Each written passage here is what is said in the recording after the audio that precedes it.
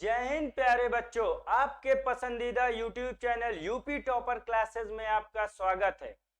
जैसा कि आप सभी को मालूम ही है कि आपका रिजल्ट अनाउंस हो गया है। आप सभी ने अपना अपना रिजल्ट देख लिया होगा। कुछ बच्चों के काफी अच्छे मार्क्स आए हैं, कुछ बच्चे ऐसे भी हैं जिनके मार्क्स काफी कम आए हैं। तो अब उन्हें क्या करना चाहिए? क्या वो दोबारा से एग्जाम देकर अपने मार्क्स सुधार सकते हैं? जिस सब्जेक्ट में फेल हो गए हैं उस सब्जेक्ट में पास हो सकते हैं? सारी बातें करेंगे वीडियो में अंत तक बने रहिएगा। चैनल को सब्सक्राइब कर लीजिएगा और वीडियो को लाइक कर दीजिएगा। तो शुरू करते हैं। क्या है इम्प्रूवमेंट एग्जाम, क्या होता है कंपार्टमेंट एग्जाम, क्या होता है रीचेकिंग, सारी बातें बिल्कुल डिटेल में देखेंगे।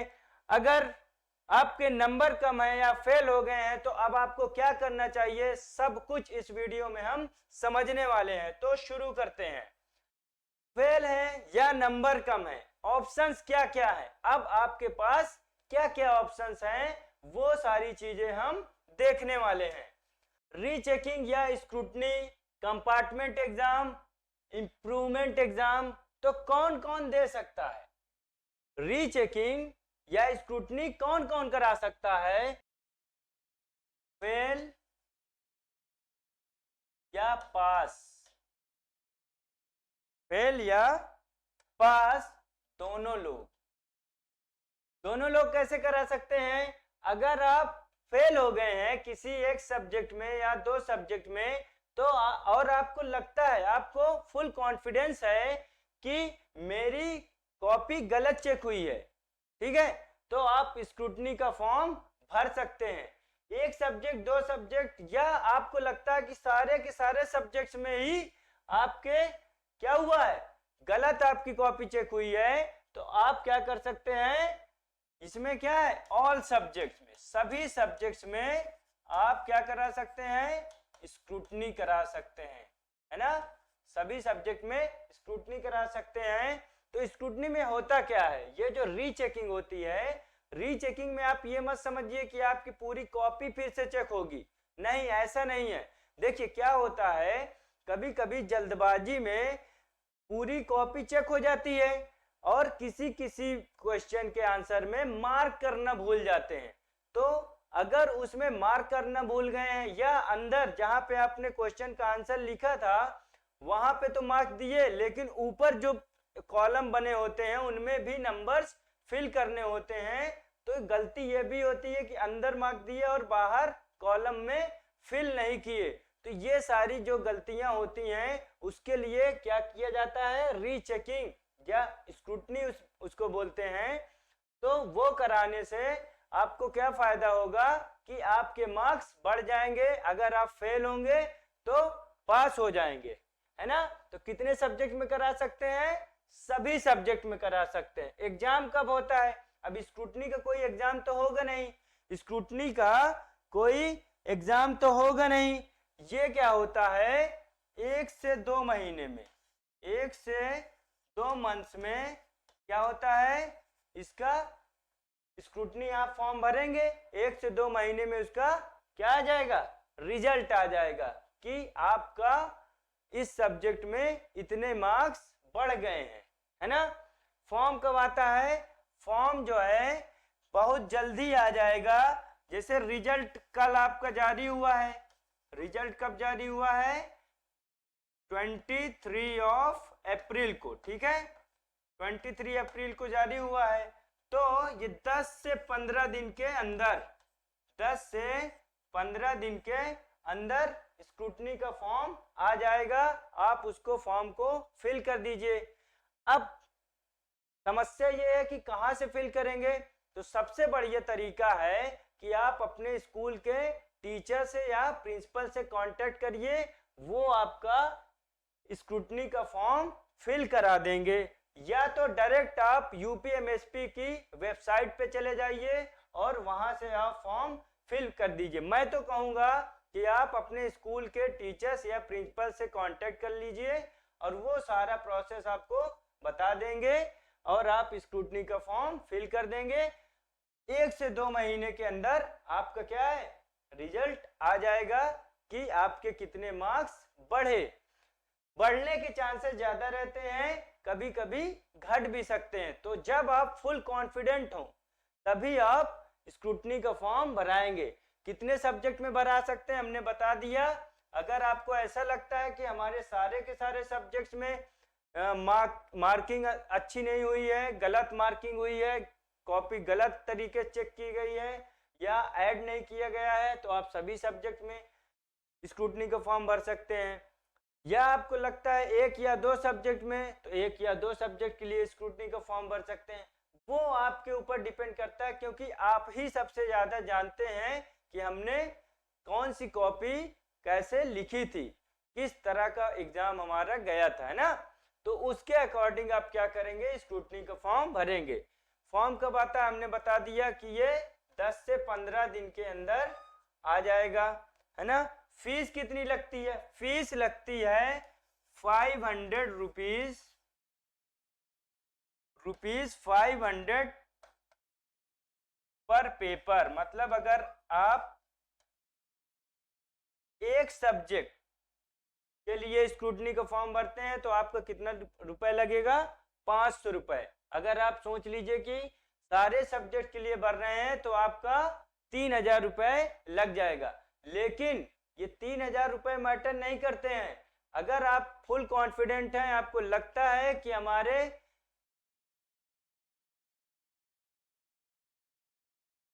हमारी कॉपी गलत तरीके से चेक हुई है, तो आप जरूर स्क्रूटनी का फॉर्म फिल कीजिएगा। उसके बाद बात करते हैं कंपार्टमेंट एग्जाम की।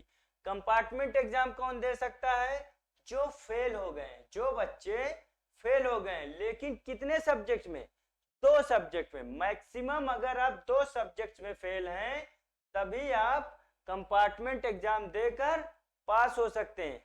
मतलब अगर आप 3 सब्जेक्ट में, 4 सब्जेक्ट में फेल हैं तब आप कंपार्टमेंट एग्जाम में नहीं बैठ सकते। तब आपको क्या है, अगले साल फिर से एग्जाम देना पड़ेगा।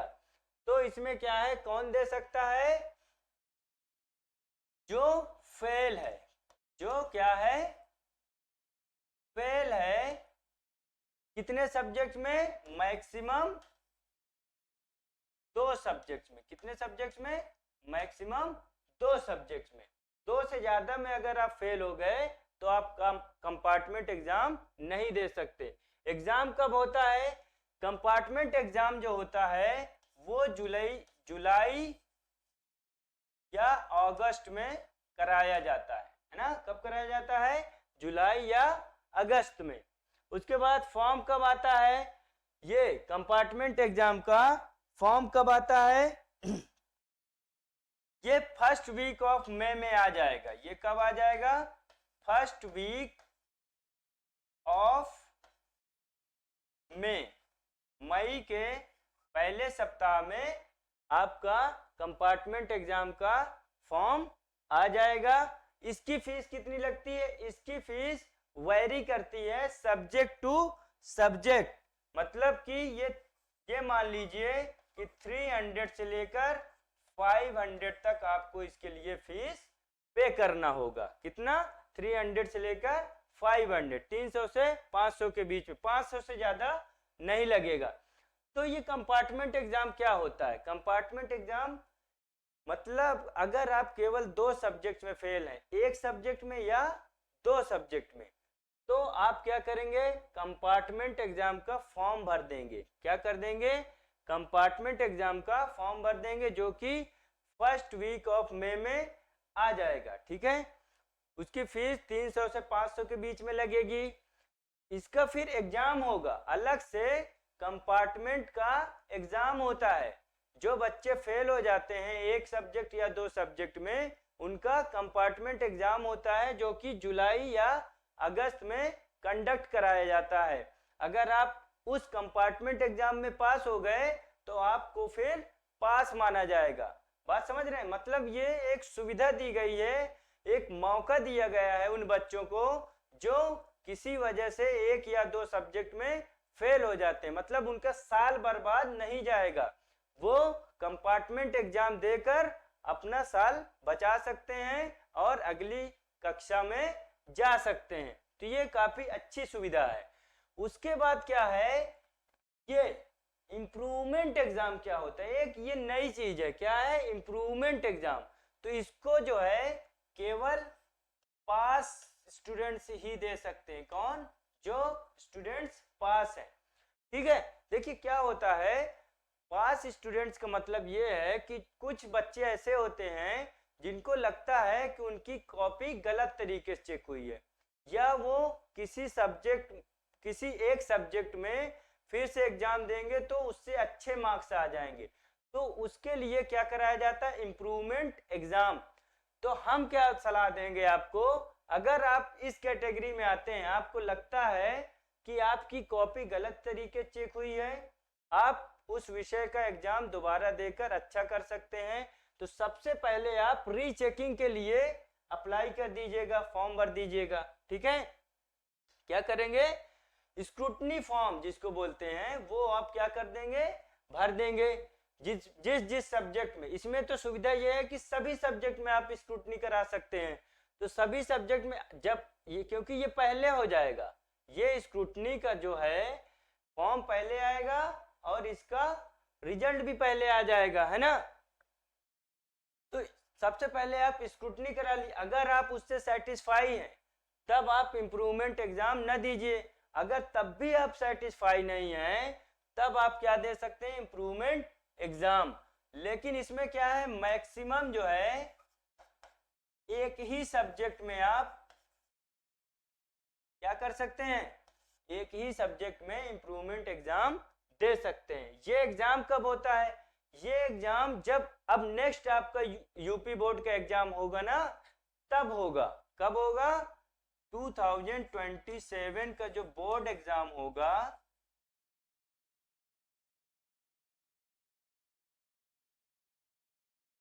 उसी के साथ आपका इम्प्रूवमेंट एग्जाम कराया जाएगा। उसके बाद फॉर्म कब आता है, फॉर्म ये जो आपका रजिस्ट्रेशन नहीं होता बोर्ड एग्जाम के लिए, वो कब होता है, ये होता है जुलाई में, जुलाई में या कहीं कहीं पे अगस्त में भी कराते हैं। तो जुलाई या अगस्त में आपका जब बोर्ड एग्जाम के लिए रजिस्ट्रेशन होता है, उसी के साथ में आपका इम्प्रूवमेंट एग्जाम के लिए भी रजिस्ट्रेशन हो जाएगा, और बोर्ड एग्जाम जो नेक्स्ट टाइम देंगे बच्चे, उन्हीं के साथ आपका इम्प्रूवमेंट एग्जाम भी कंडक्ट कराया जाएगा। उसके बाद इसकी फीस कितनी लगती है, इसकी फीस भी 400 से 500 के बीच में लगती है। तो मैं उम्मीद करता हूं आप लोगों को ये सारी बातें समझ में आ गई होंगी। अब आपको क्या करना है, क्योंकि ये साल आपका बर्बाद ना हो, इसलिए ये सारी सुविधाएं आपको दी जाती हैं। मैं फिर से एक बार आपको समझा देता हूं, जैसे आपको, आप फेल हैं या पास हैं, ठीक है, आप फेल हो गए हैं या पास हैं, और आपको लगता है कि आपकी कॉपी गलत तरीके चेक हुई है, आपने ज्यादा मार्क्स के क्वेश्चंस के आंसर लिखे थे लेकिन आपके मार्क्स आए हैं कम, तब आप क्या कर सकते हैं, आप स्क्रूटनी का फॉर्म भर सकते हैं रीचेकिंग के लिए, है ना। तब आपकी क्या होगी, कॉपी रीचेक होगी। रीचेक का मतलब ऐसा नहीं होगा कि फिर से मार्किंग करी जाएगी, मार्किंग फिर से नहीं होती है, मार्किंग उतनी, जैसे 3 नंबर दिया था किसी क्वेश्चन के आंसर के लिए एग्जामिनर ने, तो 3 नंबर से रहेंगे, ऐसा नहीं है कि उसमें बढ़ा के 4-5 कर देगा, ऐसा बिल्कुल नहीं होता। देखिए क्या होता है, जल्दी जल्दी में कभी कभी मार्क्स काउंट करना भूल जाते हैं, तो वो चीज होती है, मार्क्स अगर काउंट करना भूल गए हैं तो उनको फिर से काउंट करके कैलकुलेट करके लिखते हैं, है ना। कभी कभी क्या होता है, अंदर तो मार्क्स दे देते हैं क्वेश्चन जहां आंसर लिखा रहता है, और ऊपर जो कॉलम दिए रहते हैं उनमें फिल करना भूल जाते हैं, उनमें भरना भूल जाते हैं, तो उसमें गड़बड़ी होती है, तो उसको सुधार करते हैं। तो इस तरीके से कहीं ना कहीं स्टूडेंट्स के मार्क्स बढ़ते हैं, तो आप ये चीज कर लेंगे, है ना। और ये सुविधा है कि आप, अगर आपको डाउट है कि सारे सब्जेक्ट्स में ही आपके गलत मार्किंग कर दी गई, तो आप सारे सब्जेक्ट में स्क्रूटनी करा सकते हैं, है ना। और एग्जाम जो होता है, एग्जाम इसका नहीं होता है, इसका मतलब कि इसका जो स्क्रूटनी का फॉर्म भर देंगे तो 1 से 2 महीने में आपका उसका रिजल्ट आ जाएगा, है ना। उसके बाद फॉर्म कब आता है? फॉर्म आ जाएगा 10 से 15 दिनों के अंदर। फीस कितनी लगती है? 500 रुपए पर पेपर, पर सब्जेक्ट आपका जो है कितना लगेगा? इसको सब्जेक्ट भी लिख सकते हैं, पर सब्जेक्ट या पर पेपर कितना लगेगा? 500 रुपए। ये हो गया स्क्रूटनी का फॉर्म, है ना, स्क्रूटनी करा सकते हैं आप, है ना। अगर मान लीजिए आप 1, 2, 4 नंबर से फेल हैं, ठीक है, तो सबसे पहले आप क्या करेंगे? स्क्रूटनी कराने से भी अगर आप पास नहीं हुए तब आप क्या करेंगे? कंपार्टमेंट का एग्जाम देंगे। बात समझ रहे हैं कि नहीं? अगर आप मान लीजिए किसी सब्जेक्ट में 1, 2 या 3 मार्क्स से फेल हो रहे हैं, तो और आपको कॉन्फिडेंस है, आपको कॉन्फिडेंस ये है कि मैंने तो कम से कम पास मार्किंग के लिए तो सही किया ही था, ये गलत हुआ जो फेल हो गया, तो आप क्या करेंगे? आप सबसे पहले स्क्रूटनी के लिए फॉर्म भर देंगे, ठीक है। अगर स्क्रूटनी में आपका मार्क्स बढ़ गए आपके, तो आप क्या है? फेल से पास की कैटेगरी में आ जाएंगे। तब भी आपको लगता है कि नहीं मुझे कंपार्टमेंट एग्जाम देना है, तब आप क्या करेंगे? कंपार्टमेंट एग्जाम में बैठेंगे। कंपार्टमेंट एग्जाम में कौन बैठ सकता है? जो फेल होता है। और कितने? अधिकतम अगर आप 2 सब्जेक्ट में फेल हैं तब आप कंपार्टमेंट एग्जाम देकर पास हो सकते हैं। ये एक बात हो गई, है ना। उसके बाद क्या है? इम्प्रूवमेंट एग्जाम के लिए क्या होता है प्रोसेस? इम्प्रूवमेंट एग्जाम मतलब अगर आपको लगता है कि मेरा किसी एक सब्जेक्ट में कम मार्क दिए गए हैं, है ना, कम मार्क्स दिए गए हैं, तो आप क्या करेंगे? उसके लिए इम्प्रूवमेंट एग्जाम का फॉर्म भर देंगे, जो कि जुलाई अगस्त में आता है, जब बोर्ड एग्जाम के लिए रजिस्ट्रेशन होता है तब, है ना। इसकी फीस कितनी लगती है? 4 से 500 रुपए। और जब board exam, next board exam होगा 2027 का, तब उसी के साथ में आपका भी इम्प्रूवमेंट एग्जाम हो जाएगा। अभी तक इसमें क्या है? केवल एक सब्जेक्ट में इम्प्रूवमेंट एग्जाम की छूट है, मतलब आप एक ही सब्जेक्ट का इम्प्रूवमेंट एग्जाम दे सकते हैं। तो मैं उम्मीद करता हूं कि आप लोगों को सारी बातें समझ में आ गई। आपको निराश होने की जरूरत नहीं है, आपने मेहनत करी है तो उसका फल भी मिलेगा। बिल्कुल भी परेशान होने की जरूरत नहीं है, सारा प्रोसेस मैंने बता दिया है, आप इसको फॉलो कीजिए और मैं उम्मीद करता हूं कि आप पास हो जाएंगे, है ना। तो मिलते हैं नेक्स्ट वीडियो में। वीडियो को ज़्यादा से ज़्यादा लोगों तक शेयर कीजिए, ताकि जो बच्चे फेल हो गए हैं, परेशानी में हैं, उनको समझ में नहीं आ रहा क्या करना है, उनकी मदद हो सके। वीडियो को लाइक कीजिए, कमेंट कीजिए। मिलते हैं नेक्स्ट वीडियो में। Thank you very much.